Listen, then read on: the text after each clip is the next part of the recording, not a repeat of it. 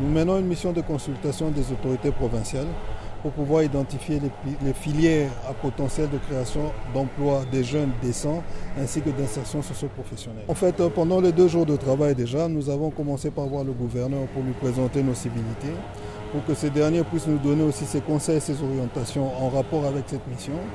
Et son implication personnelle aussi montre à suffisance qu'il est aussi imprégné du dossier et qu'elle souhaite aussi avoir et apporter son expertise en termes de développement de la province. La finalité, c'est qu'après avoir mené cette mission de consultation, l'on puisse intégrer ce programme d'urgence dans le programme national stratégique de développement. Sur les 5 filières, il y en a qui sont dans les milieux de l'agriculture, les infrastructures, mais une fois que nous aurons fini et que nous aurons fait la restitution avec le gouverneur, à ce moment-là, le gouverneur pourra lui-même en personne voir et informer quelles sont les filières qui auront été retenues. La chose pour laquelle je suis content et qui est confiante, c'est que nous avons vu que nous avons une jeunesse au Kasaï central qui a un énorme potentiel, qui est impliquée elle-même dans les développements, qui a donné des observations comme quoi elle n'était pas prise en compte dans les décisions au niveau de la province.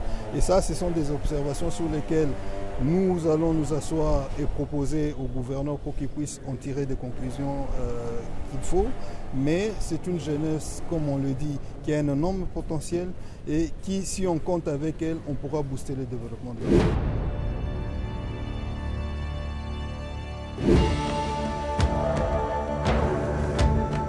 Nous tenons à remercier de tout cœur le gouverneur du Kasaï central, M. Martin Kabouya, pour son sens aigu d'initiative. C'est quelqu'un qui aussi marche avec les soucis de bien faire pour sa province. Nous avons eu à les témoigner lors de son dernier séjour dans la délégation du président de la République à Londres. C'est là d'ailleurs qu'il a fait connaissance de cette délégation que vous voyez aujourd'hui, qu'il a encouragé à ce qu'ils viennent palper du doigt ce qui se passe dans sa province. Et nous sommes ici pour l'accompagner à travers lui la vision du président de la République, Félix-Antoine Tshisekedi Tshilombo. Et nous remercions encore très profondément le gouverneur du Kasaï central pour son souci et pour son accueil chaleureux réservé à nos invités.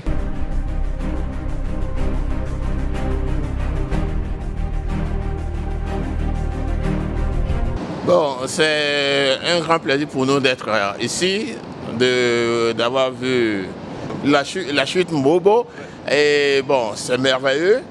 Et ça nous donne déjà une certaine idée de ce que nous allons apporter à la province de Kasaï. Nous sommes arrivés ici, bon, je ne veux pas dire, j'ai vu qu'il y a beaucoup de coupures de courant, mais je pense qu'après la réalisation de ce projet, le Kasaï n'aura plus la coupure de courant en tout cas. On va vous apporter l'électricité, l'énergie nécessaire pour couvrir, faire venir les investisseurs et développer cette zone. L'échéance encore cette année.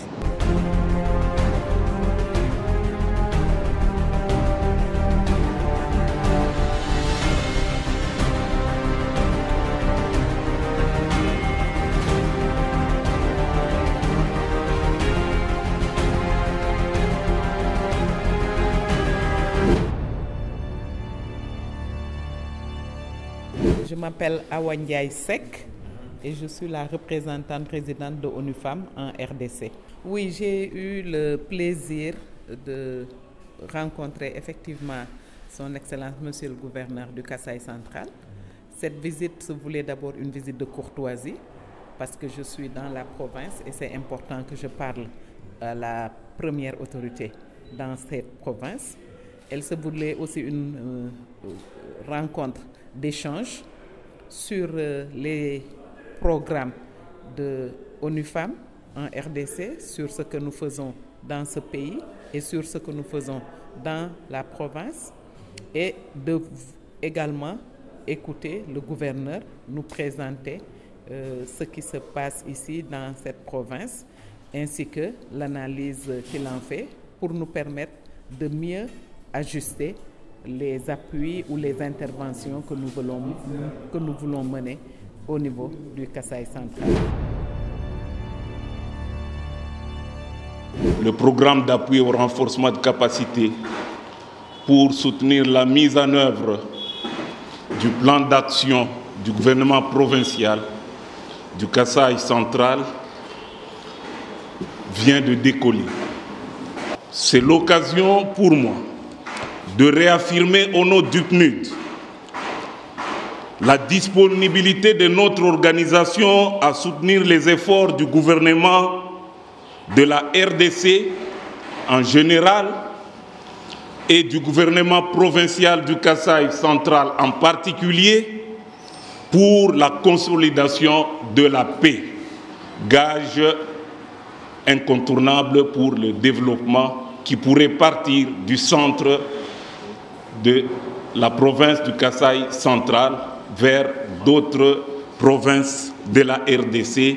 Le projet d'appui au renforcement des capacités humaines et institutionnelles pour soutenir la mise en œuvre du programme d'action du gouvernement provincial, dont le PRODOC a été signé le 7 mars 2020, tient à restaurer et à renforcer la capacité de l'État à disposer de moyens nécessaires pour répondre aux défis de la reconstruction de la province. L'appropriation du projet est déjà effective et nous pouvons être rassurés que le projet sera accompagné par tous pour relever les différents défis de gouvernance.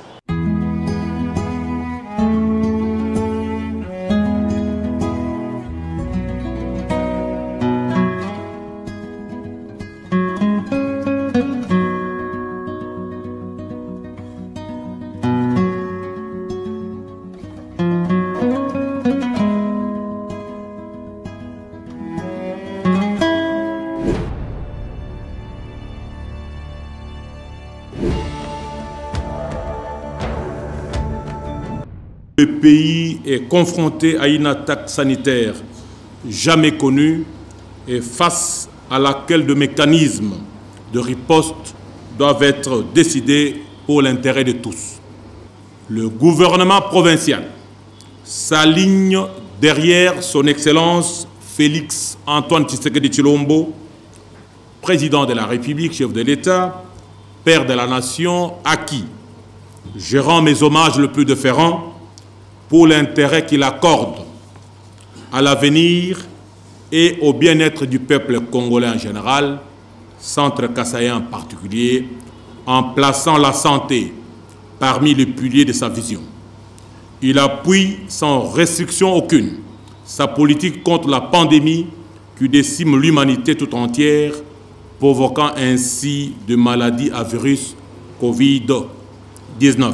J'exhorte donc la population centre-kassaïenne à la vigilance, à l'observance de mesures de protection afin d'éviter la propagation du virus et surtout à ne pas céder à la panique.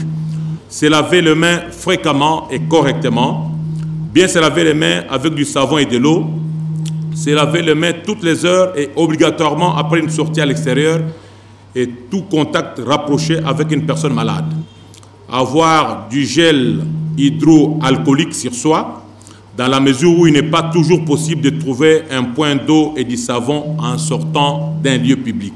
Il faut observer une distance de sécurité d'au moins 1 mètre entre soi et une personne qui tousse ou qui éternue. Éviter de se serrer la main ou de se faire la bise pour se saluer.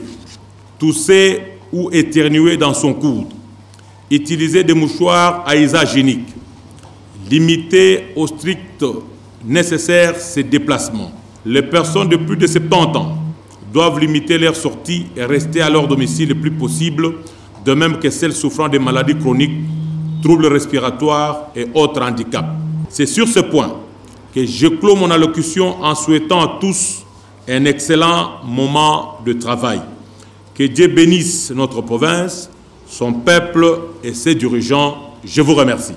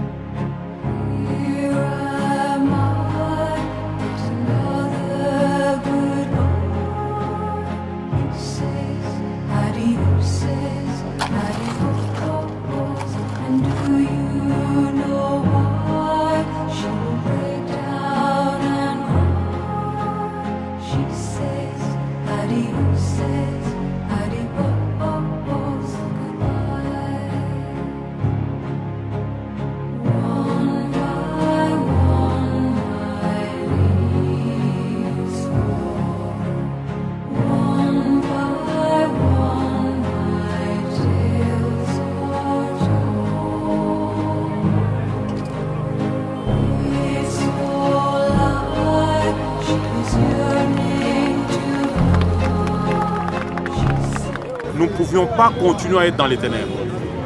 Vous avez vu qu'aussitôt élu, le président de la République nous a doté de 500 mètres cubes du carburant pour électrifier la ville. Alors, la ville fonctionnant sous le régime de générateurs qui consomment le carburant et autres. Aujourd'hui, concrètement, nous avons la SNEL qui vient avec 450 poteaux ici et d'autres actions que nous allons mener comme nous sommes tous inscrits dans la vision du chef de l'État. Nous avons commencé par l'éclairage public aujourd'hui. Demain, ça sera la voirie urbaine. Le lendemain, ça sera l'usine de la régie des eaux que nous allons construire à Chulumba. Tout ça, ça va mettre à l'actif du président de la République.